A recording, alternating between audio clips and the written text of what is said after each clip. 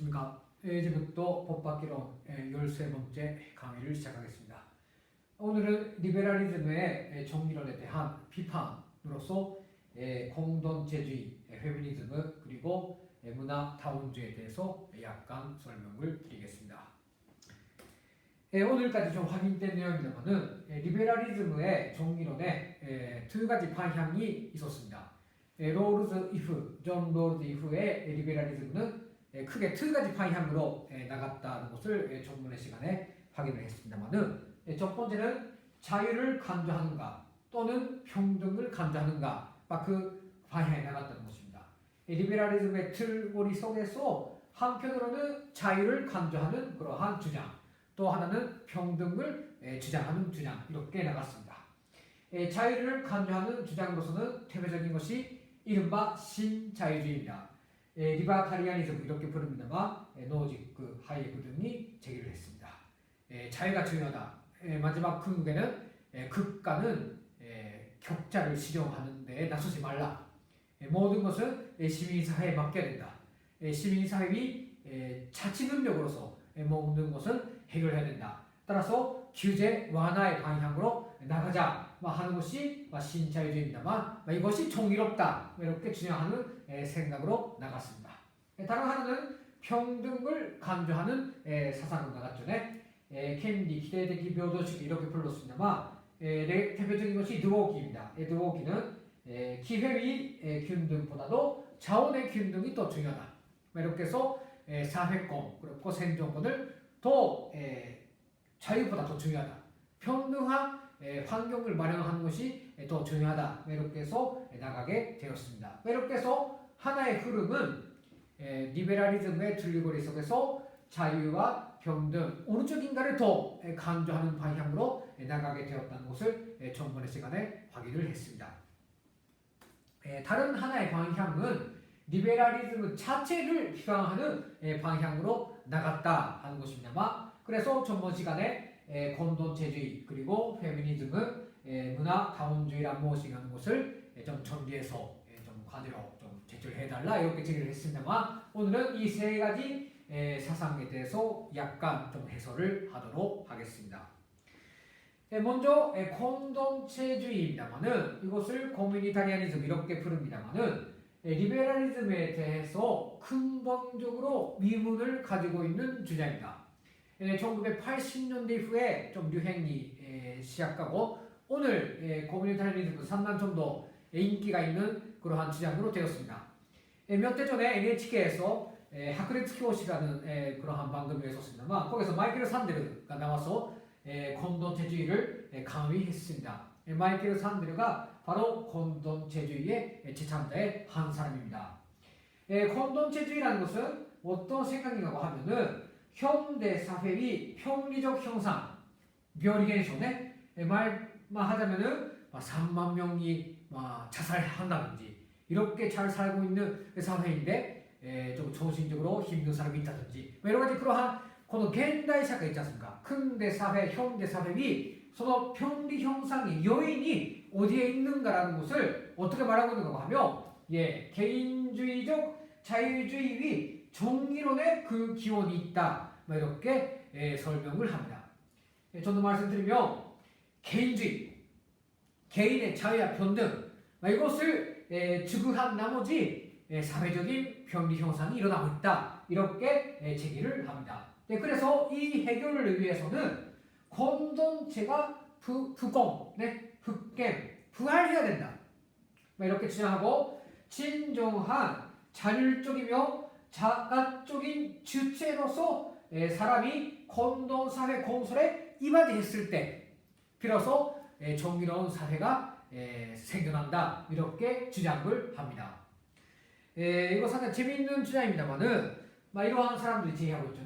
이쪽으로부터 찰스 테일러 그리고 안데스 마킨타이어 그래서 마이클 산데르 그리고 마이클 보르사 이런 사람들이 공동체주의를 제창하고 있습니다만 자 조금 보겠습니다. 개인주의적인 자유주의가 안아왔던 사회적인 평리라는 것이 무엇인가 하는 것을 이 사람들은 이렇게 제기합니다. 우선 공동체가 붕괴되었다. 거리에 가보니까 모두가 이야기하고 모두가 휴대폰고 사람의 그 따뜻함이라 할까? 이어짐이 없어졌지 않는가? 네?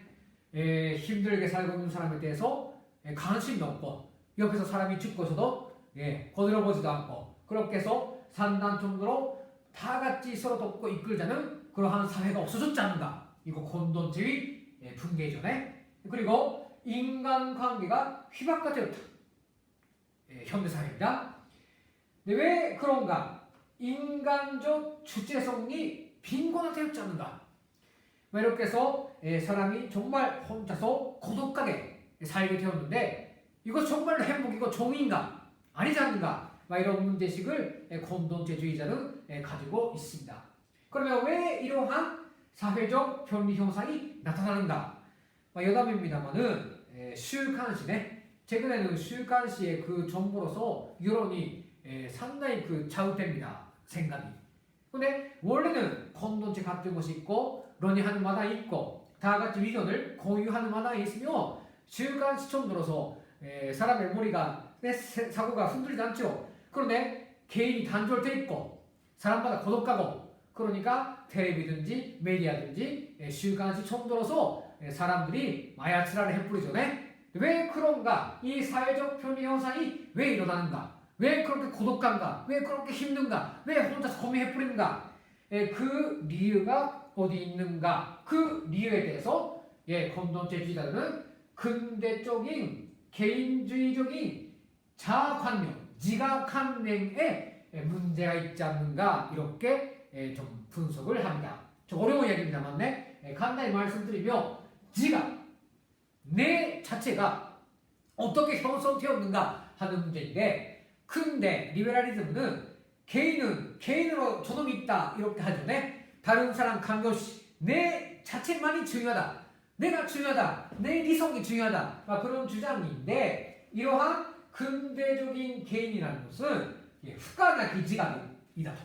부가 아무것도 사명도 없고 아무런 임무도 없고 아무런 역할도 안 가지고 있는 개인이지 않는가. 따라서 오히려 후가나기 지가라는 것은 지고의 동일성에ついて 자기의 동일성에 대해서 아무것도 지니지 않고 있는 순수 선택 주체로서의 지가이다. 자유롭다는 것입니다. 그런데 자유라는 것이 정말로 옳은가라는 이야기죠. 레코드에 썼습니다만 지성적主体性を書いていると 이렇게 썼습니다만 나라는 존재는 타자와의 관계에서 내가 확인되는 거죠. 조금 어려운 문제입니다만 내가 어떤 사람인가 나는 무엇을 위해서 태어났고 나는 어떻게 사는 것이 행복한가라는 것을 나만으로서 해결할 수 있는가?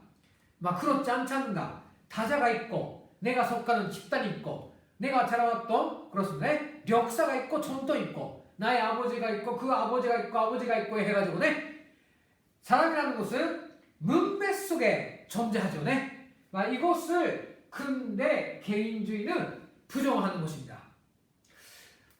상당히 이것은 생각을 좀 깊여야 되는 문제입니다만 따라서 코미니타리아니즘 사람들은 지성적主体性を書いている 그러한 근대 개인의 지가 관념으로서는 감정이 사유사를 해버리고 어떻게 되는가? 남는 것은 크교, 공허밖에 없지 않는가? 이렇게 주장을 하고 있습니다. 그래서 사회적인 변리 현상이 나타나게 된다라는 것입니다. 자, 그러면 어떻게 하면 이 현상을 극복할 수 있는가? 이것을 하나는 개인의 유적감, 부유한 인간적 주체성을 확립해야 된다. 인간이 주체적으로 돼야 된다는 것입니다. 주체성. 이때 말하는 주체라는 것은 우리가 말하는 주체하고 조금 개념은 다릅니다. 근데 이 사람들은 그것을 인간적 주체성이라고 하고 있는데 그러자면 공동체의 제 관계 속에서 자기의 아이덴티티를 형성해야 된다. 말씀드리면 조선 사람이 일본 땅에서 조선 사람으로 자라나자면 조선 민족의 그 커뮤니티 속에서 자기의 아이덴티티를 확립해야 된다. 그런 이야기이죠. 그렇게 적용됩니다. 따라서 후가나키 지가 아까 말씀드린 대로 후가나키 지가 아무런 사명, 아무런 역할, 아무런 위치도 없는 그러한 개인이 아니라 위치 있는 자, 네, 에 의해서 개인은 진정한 윤리적, 정치적 주체성을 확립할 수 있다. 막 이렇게 커뮤니타리아니즘은 주장을 합니다. 자, 이거 조금 자기 문제론에 적용할 수 있으면 좋겠는데, 그런데 지금의 일본 사람들이 과거 일제 식민지에 대한 책임을 질 필요가 없는가? 어떻습니까? 그 사람들로 하며 자기들의 할아버지 할머니들이 일제 식민지식에 살았던 사람들이고 그때 일제였잖아요. 근데 지금의 일본 사람은 일본 제국주의는 모르고 자기들이 조선을 식민지 한 것도 아니고, 그러면 지금의 일본 사람한테 우리는 과거처럼 사람들을 책임 못하는가? 어떻습니까? 그렇게 해서 나 개인, 그 사람 개인이라는 것은 아무런 문맥 없이 갑자기 태어나는 것입니까? 말이지 않는가 또. 내 개인이라는 거, 동무들 개인이라는 것은 문맥 속에 위치 규정돼야 된다. 문맥이라는 것은 역사와 정통 속에 있지 않는가. 공동체가 그래서 주의하지 않는가. 공동체를 부활시켜서 주체적인 인간으로 아이덴티티를 형성했을 때 진정한 의미에서 사람들은 정의를 구형할 수 있지 않는가. 이렇게 공동체주의자들은 주장을 합니다. 자, 그러기 위해서는 조금 한문적으로 말씀드리면 교수된 공통선을 자기 실현의 지침으로 한다는 증명. 네, 이것은 보수적이며 역사주의적인 경향입니다만 교수된이 있다. 어떤 공동체 속에는 반드시 교수난데 모두가 그 공동체에 속하는 사람들에게 있어서 옳다는 제, 네, 그것이 있다. 이것이 하나이고, 또 하나는 공공의 사항에 공동 참가하는 그 문제하고 민주적 자기 통치의 공동성의 기준화, 이것을 요구해서 관계세 속에서 국민으로서의徳が 投与される 이렇게 말하는 거죠. 네? 한번 읽겠습니다. 公共の事柄への共同参加と民主的自己統治に共同性の絆を求めて、関係性の中で公民として徳が投与される、이 두 가지 네, 이것이 커뮤니타리아니즘적으로 말하면은 정의로 가까워지는 길이다, 정의로운 길이다, 이렇게 말씀드릴 수가 있습니다. 자, 이거 리베랄리즘으로는 좀 비판이 있습니다. 우선 하나는 교주된다는 것이 무엇인가 하는 것이 상당히 애매합니다. 네? 리베랄리즘으로 말하는 자유와 평등이 정의죠. 리베랄리즘은 세액이 더하나니까라는 것이 인간의 자유, 인간의 평등, 이렇게 해서 상당히 딱 짚고 알기 쉽게 설명할 수가 있습니다. 그러나 커뮤니타리아는 교주된, 이것이 정의인데 이 교주된의 내용에 대해서는 좀 설명을 하기가 어렵지 않는가라고 리베랄리즘은 비판을 합니다. 또 하나, 교주된을 강제하여져요. 네? 그 공동체 커뮤니티에 사는 사람들은 그 교주된 강요됩니다. 이에 대해서 개인의 인권의 지배가 아닌가, 이렇게 리베랄리즘은 주장을 하게 된다는 것입니다. 다만 자유와 평등을 궁극적으로 추구한 나머지 개인이 상당히 고독하고 소외된 개인으로 된다는 리베랄리즘의 현실, 이걸 입각했을 때 커뮤니타리아니즘에서 말하는 교주된 그렇고 주体的 인간, 이러한 생각 방법은 상당히 참고로 할 만한 문제가 있지 않는가, 그렇게 해설을 할 수가 있습니다. 다음 가겠습니다. 두 번째로 페미니즘에 대해서 또 연구를 해와 주었습니다만, 페미니즘이라는 것은 성차, 세사에 의해서 구조적인 불평등이 있는데 이것을 시정하자는 사상입니다. 세사는 성적인 차이로서 구조적인 불평등이 형성되어 있다. 이 구조적 불평등을 시정하자는 그 주장이 바로 페미니즘이라고 말씀드릴 수 있습니다. 따라서 페미니즘이라는 것은 리베랄리즘과 주장하는 보편주의 그리고 중립성을 비판합니다. 왜냐하면 법은 겉으로는 보편적이고 중립적이죠. 그런데 이 보편적이다, 중립적이다 이거 썼습니다만 보편, 평등 이러한 기준이 남성 중심의 가치관에 의해서 만들어지고 있지 않는가라는 데에 대해서 문제를 세웁니다. 따라서 지금 있는 법률을 그냥 적용하면 여성들은 자연히 차별적인 상황에 놓이게 된다. 이 토대 그 자체가 문제이다라는 주장입니다. 예컨대 남녀 고용均等法라는 법이 있지 않습니까? 네? 이거 그냥 적용하면 어떻게 되는가 하면 여성이 상당히 불평등하게 됩니다. 남녀 고용이 균등한데 균등하게 그러면 적용해버리면 여성은 지금 가정에 부담이 있고 이것은 누가 만들었는가? 사회가 여성은 가지어야 된다, 이끌어야 된다는 이것은 별로 원래 그렇다는 것이 아니라 사회가 저도 말씀드리면 남자 중심의 사회가 만들어내었던 이미지죠. 네? 여성은 힘이 약하다든지 여성은 집에서 아이들을 봐야 된다든지 이런 것은 다 젠더입니다. 젠더적인 사고이죠. 이것을 페미니즘은 극복해야 된다. 그러자면 이른바 리베럴리즘이라고 하는 자유와 평등 같은 남자 중심의 기준으로서는 소용이 없다. 이러한 주장을 합니다. 또 하나 중요한 것은 공적인 영역과 사적인 영역 이것을 나누지 않습니까? 리베럴리즘은 사적인 영역, 공적인 영역. 그런데 사적인 영역에는 어떻습니까? 극과 권력은 개입하지 않지요. 아마 이제까지 배워왔던 대로 극과 권력은 공적인 영역에 고교세의 기준으로 들어가서 다양한 사람들이 잘 살 수 있도록 조절하는 거죠. 사적인 영역이 가족이라든지 남녀관계든지 그런 데는 안 들어가죠. 그런데 실제 젠더 문제, 페미니즘과 생각하는 젠더 문제는 사적인 영역에서 일어나고 있습니다. 가정 내에서의 DV 그렇고 그래서 좀 여성이 남성에 따라가지 아니할 수밖에 없는 그러한 인간관계 대도할 때도 그렇지 않습니까? 그런 것을 어디서 나타나는가? 다 사적인 영역입니다. 따라서 페미니즘은 주장은 사적인 영역에도 극과 권력이 개입돼야 된다 이렇게 주장을 합니다. 다만 무서운 것은 사적인 영역은 원래 자치이죠. 사적 자치 영역에 극과 권력이 개입되며 그렇습니다. 개인의 자유와 평등이 어찌될 수 있지 않는가?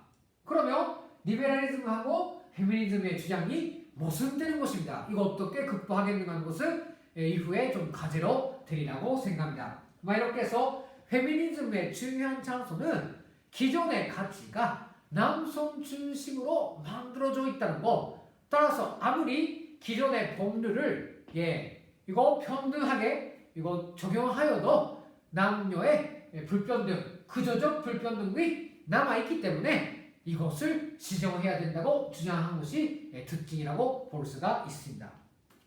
자, 마지막에 문화다원주의, 멀티컬처리즘이죠.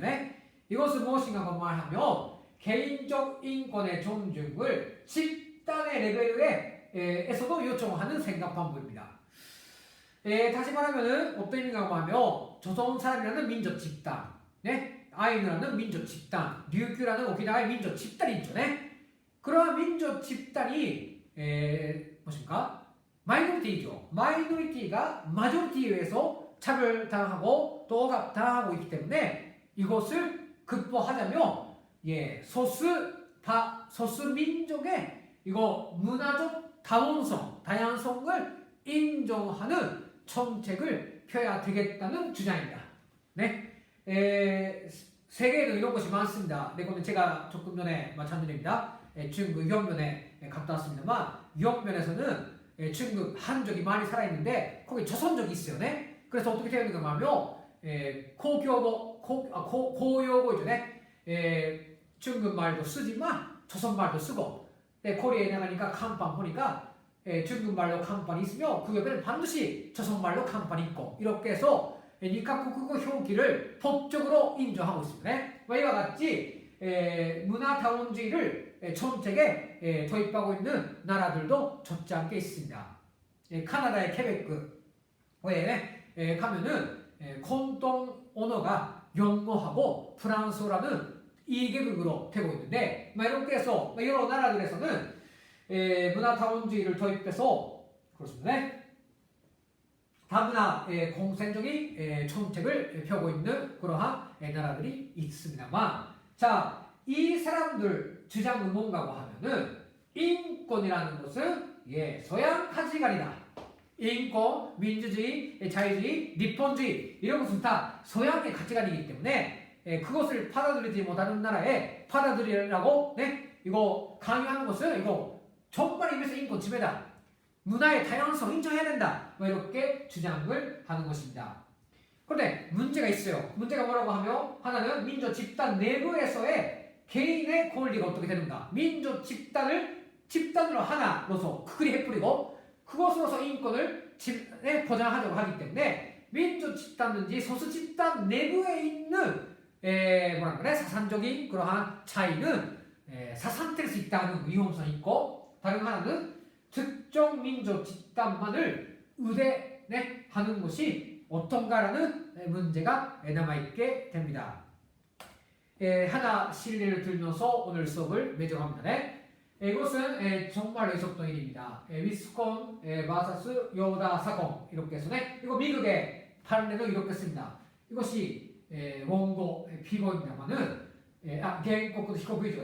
그래서 이것은 위스콘신주하고 요다라는 사람이 조금 알아서인데 좀 재판이 있었습니다. 이거 1972년에 있었는데 어떤 사건인가 한번 보겠습니다. 일본말로 읽겠습니다. 위스콘신州では普通のグレードスクールが8年間 그리고 その後のハイスクールが4年間 있습니다. 그래서 州法によりハイスクールの2年間を含めた16歳まで 16살까지가 위무 교육으로 되어 있습니다. 괜찮습니까?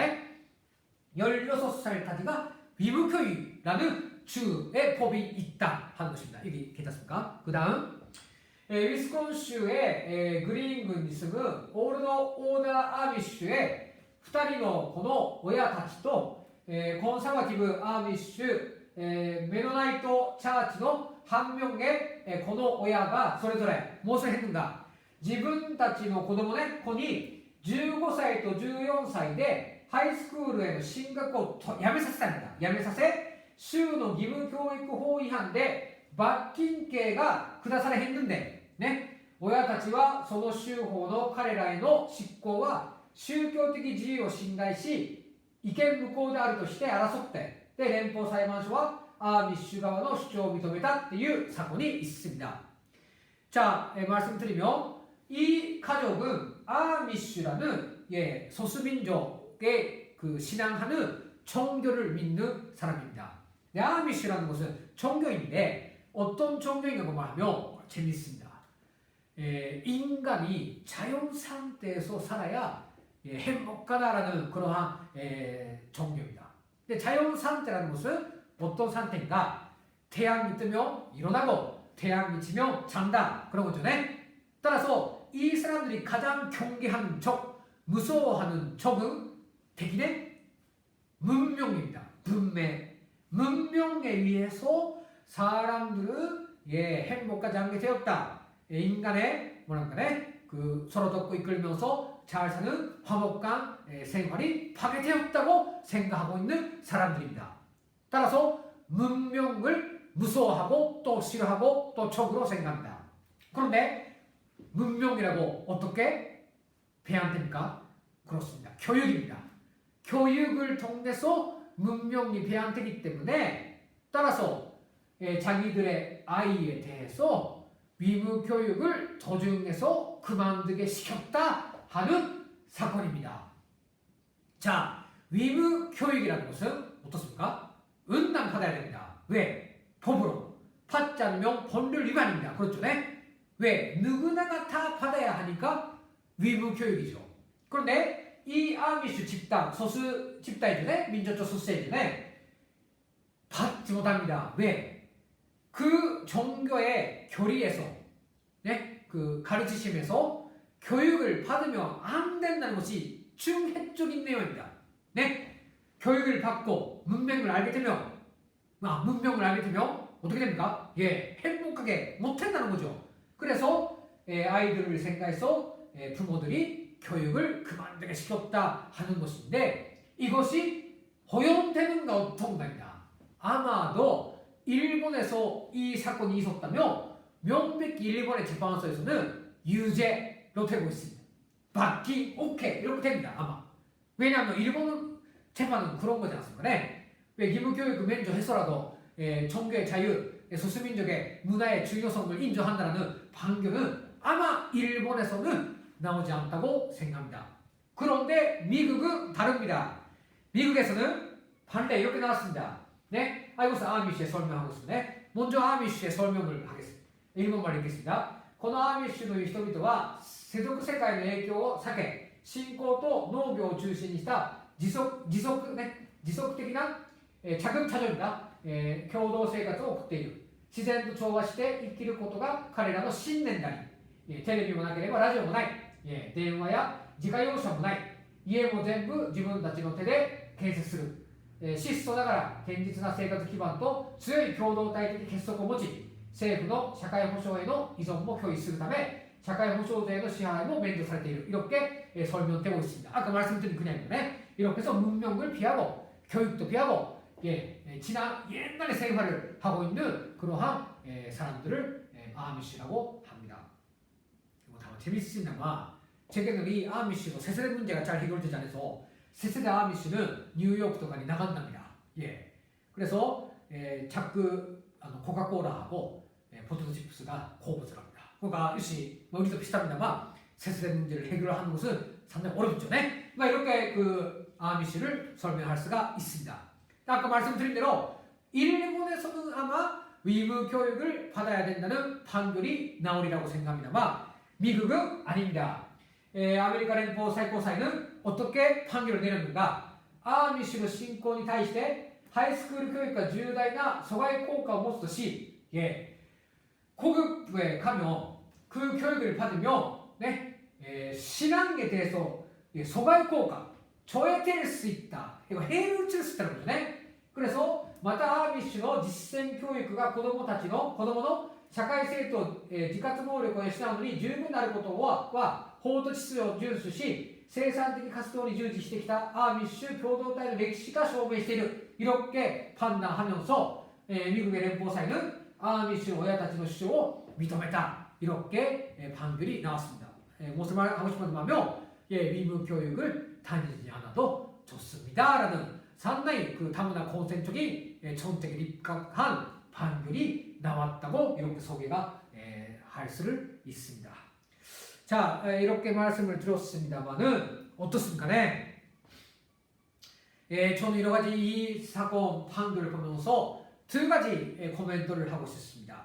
하나는 역시 미국 사회가 미국 자체는 우리로서는 나쁘다는 좀 인상이 있는데 역시 이전에 이 시기에 미국의 민주주의의 선수촌들을 할까네 다양적인 그러한 문화를 수용하자는 그懐の크기는 상당히 저로서는 좀 압박의 감가 있습니다. 그래도 그렇구나 하는 좀 생각이 들면서도 이 아미쉬의 아이들은 어떻게 생각하고 있는가라는 것이 궁금합니다. 부모의 결심이죠. 네? 아미쉬의 부모들은 아미쉬를 이 공동체를 지켜가야 했기 때문에 자기의 아들, 딸들을 교육을 시키지 않고 아미쉬의 공동체 생활에 박아놓았죠. 네? 그런데 그것이 아이들에게 있어서 행복감이 어떤가는 궁금했습니다. 저는 저분도 어떻게 생각하는지 모르겠습니다만 공동체를 지키고 아미쉬의 역사 전통을 지키자면 이렇게 좀 해야 했던가 이 연방 재판소의 판결도 옳은 거 아닌가 이렇게 생각할 수 있는데 아미쉬 아이 개인을 생각하면 이 판결이 옳은가라는 것은 문제로 또 의문으로 남게 되리라고 생각합니다. 리베라리즘적인 사고에 속다면 아마도 아미쉬의 아이들의 위견을 물어야 했지 않는가 그렇게 생각을 합니다. 따라서 이 연방 재판소의 판결은 어느 의미 코뮤니타리안적인 사고, 다문화 konsen적인 사고에 기초해서 내려진 판결이지 않는가 이렇게 분석이 됩니다. 자, 오늘 과제입니다만 이렇게 조금 토론하고 싶습니다만 이 아미슈 재판에 대해서의 좀 견해를 동무들의 견해를 좀 듣고 싶습니다. 그래서 리베랄리즘을 비판하는 학설들이 커뮤니타리아니즘은 페미니즘은 그래서 마르치카르탈리즘은 이거 세 가지를 조금 오늘 간단히만 해설했습니다만 다음에 오늘 첫 번째로 마르치카르차 다문화 공산주의에 대한 하나의 그 실례로서 이 아미슈 재판에 대해서 소개를 했습니다. 첫 번째 조금 이와 관련된 첫 번째 과제로서는 먼저 아미슈 재판에 대한 좀 견해를 좀 듣고 싶다 이렇게 제기를 하겠습니다. 이 좀 강의 들은 데 기초해서 한번 동무들의 생각을 정리해서 과제를 제출해 주시면 좋겠습니다. 그러면 다음 시간에는 페미니즘 그렇고 커뮤니타리아니즘을 비롯한 일련의 문제하고 연동되는 사례에 대해서 소개하면서 한번 논의를 더 좀 한 줄 깊혀나가자고 그렇게 생각을 합니다. 그러면 오늘 수업을 이상 마치겠습니다.